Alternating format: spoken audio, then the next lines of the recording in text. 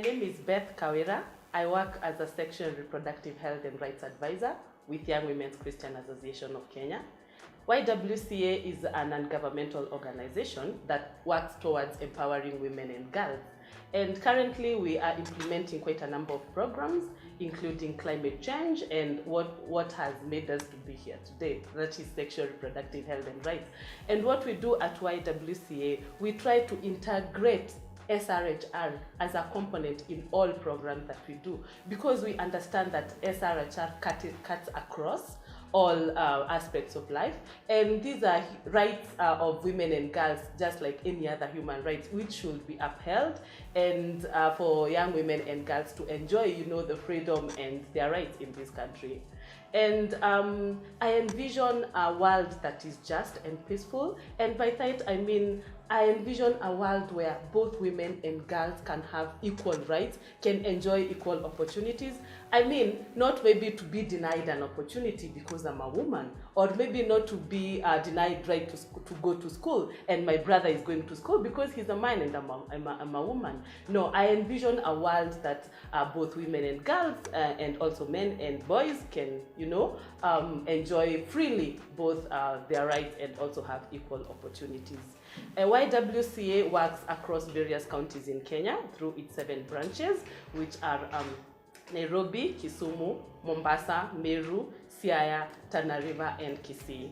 And at YWCA, we work towards empowering women and girls.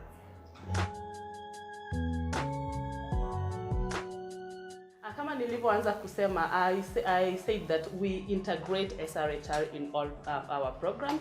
Currently, we are implementing a project on climate change, and here we try to bring about SRHR, that is sexual reproductive health and rights, because we understand if we are talking about climate change, who are these people who are most affected by this climate change? We find that women, being the basic caretakers at home who go long distances to fetch water, are highly affected. And when they walk these miles to fetch water, there are these risks that they come across, and that is how we bring SRHR in. And we also have now the Sexual and Reproductive Health and Rights program, where we sensitize the young women and girls about their rights on sexuality and also reproductive health. And we also advocate for these rights. Like the young women, are they able to get these adequate and informed, adequate information so that they are able to make informed choices regarding their bodies and regarding their sexualities? And also we advocate for adequate, accessible, and affordable sexual and reproductive health and rights services, because we understand that, yes, most of the times we are told that, when you go to a hospital, you will find that person who will, give you this information about your sexual and reproductive health and rights. You will find contraceptives. Most of the time, you find that is in paper, but when you go there, it is not. So it is our mandate as YWCA, together with other CSOs, to hold the government and other relevant stakeholders accountable to find that our young women enjoy their sexual reproductive health and rights and also have these services.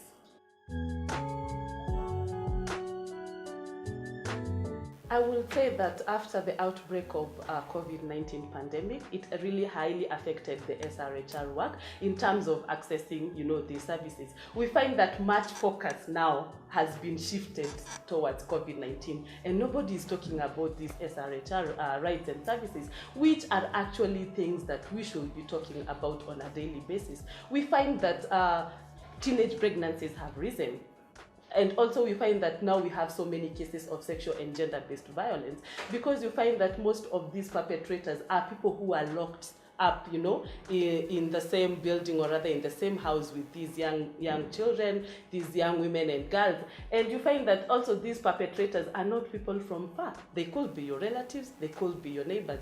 And these are cases that are not being talked about. Why? Because maybe they are not reported, and also maybe because your mother will tell you, that is not something that you should talk about. If you report your father, we are going to lose our breadwinner. So we find that these cases have been on the rise, and it is also the high time that as CSOs, work more on enlightening these people about their rights and also giving them the referral systems. When you are raped, when you encounter sexual and gender-based violence, where do you run to? So it is the high time that we also focus more on SRHR. Of course with COVID-19, but we should not deviate from talking about this, because these are issues that are there and they are really affecting our young women and girls.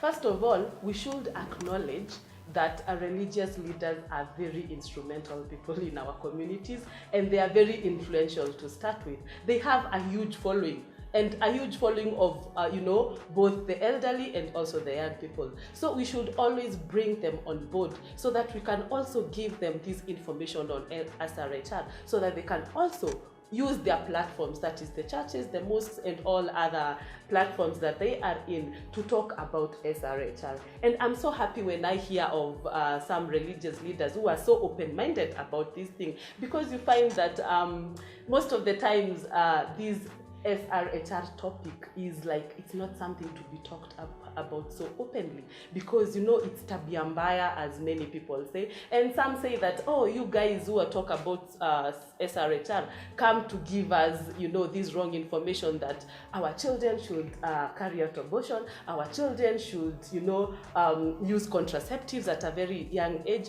The problem is not that these people, or rather these children, carry out abortion, or at what point they use contraceptives. The question is it a need that should be addressed? And if it is a need, who are supposed to address this?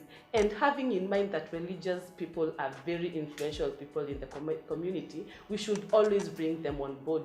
And I have seen, cases where you go to churches and you ask the pastor there for an opportunity to come and speak to young girls. And they're like, wow, these young girls need to hear about this, because however much we try to deny that this is not happening, it is happening. And when they give us their platforms, or rather they themselves spread this word to these young girls, it is beneficial and it is so important. And I would also like to ask some of the religious leaders who maybe feel like this is not a topic, that saved people should talk about.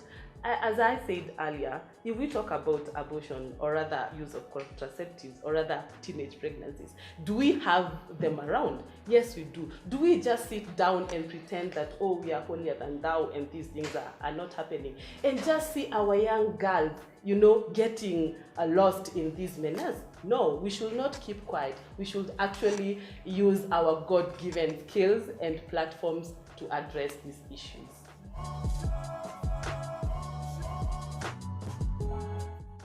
I would really like to understand from those who are saying that SRHR is Western agenda, because the issues that we talk about are issues that are happening in our communities with our children. So if we talk about female genital mutilation, for example, it is something that is happening in my community.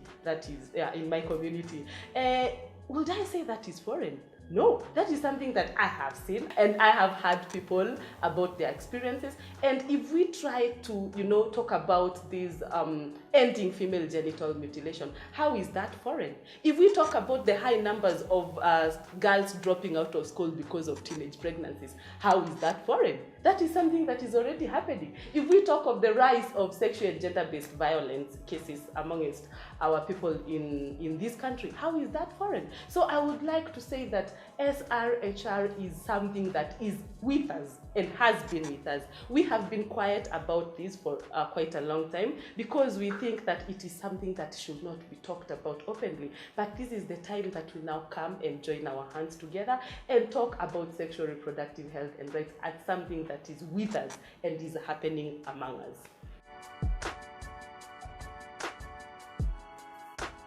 As YWCA Kenya, we sensitize the young women and girls on their sexual and reproductive health and rights. And most of the times we find ourselves working on this at the community level, because we understand that is where this information should be taken to. I'm not saying that the ones at the urban centers should not, but I'm just talking about the need for the information for the information. So when we walk into these communities, we find that many people believe that talking about sex is a taboo, and it is something that should not be talked about so openly.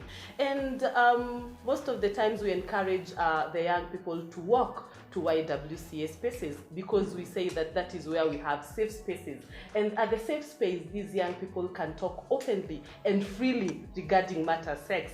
And recently, when we hold Zoom meetings, you find that young people are so happy about the Zoom meetings, because that is where they can talk about these issues using anonymous aspect, where they switch off the video and they write a name that is not theirs, so that they can talk about these things and ask these questions. And now the question is it because these young people do not get these platforms where they ask about, matters sexual health and reproductive health and rights freely? And yes, back in our communities, our young people are not given the platforms to speak openly about SRHR. If, for example, you find that most of the times when they even try to raise these questions with their parents are like, oh, no, you cannot talk about this. So do they have these platforms where they talk about SRHR freely? And when we give them as CSOs the churches and also other platforms where they can openly and freely talk about SRHR, we understand that there's a dire need for young people to be given much information on that, so that they can be aware. And what we say is that if you give the young people information, then they are aware of their rights, and they will now know on at what level am I advocating for my rights, because there's no way you can advocate for something that you don't already know. So if you are aware that education is my right, I cannot get married off early, I need to go on with education and secure job employment, then you're able to, speak up openly and tell your parents, no, I'm not gonna get married earlier, I need to go on with education. So that is what we do as YWCA, to create this awareness and also give people the platforms. Mostly when we also walk into churches, there are pastors or rather clergies who are like, no, you cannot come here and talk about contraception. Most of the time, the SRHR topic is misinterpreted or rather misquoted. People thinking that you're going to encourage people to procure abortion, to encourage people, to take contraceptives and engage in, sex, which is not the case. SRHR is broad. And currently we also talk about life skills-based SRHR, which we say that as you enjoy your rights as a woman, you also need to be enlightened about other things in life. For example, economic empowerment. If you do not have the power, the financial power, you are also not able to make decisions at home. And that is when you also experience these, menace when it comes to SRHR. When we talk about life skills-based approach, SRHR is where we integrate the sexual and reproductive health and rights with other, aspects of life. For example, when we talk about women who have empowered economically, if you have your finances, then it is very easy for you to access these SRHR services, other than waiting, for example, to borrow 50 shillings so that you can go to the clinic and get contraceptives, or rather wait to borrow 100 shillings so that you can go and buy pads, which are essential. And that is where you find that these disagreements come up in families, where you ask for money for food, and then you start asking for money to buy pads, and maybe your partner does not understand, really, can't you use something else other than pads, which are so expensive? But if you find yourself that you are carrying out your business, or you have a stable job, then you have the financial security, and you can easily access the SRHR services and also information when you need to.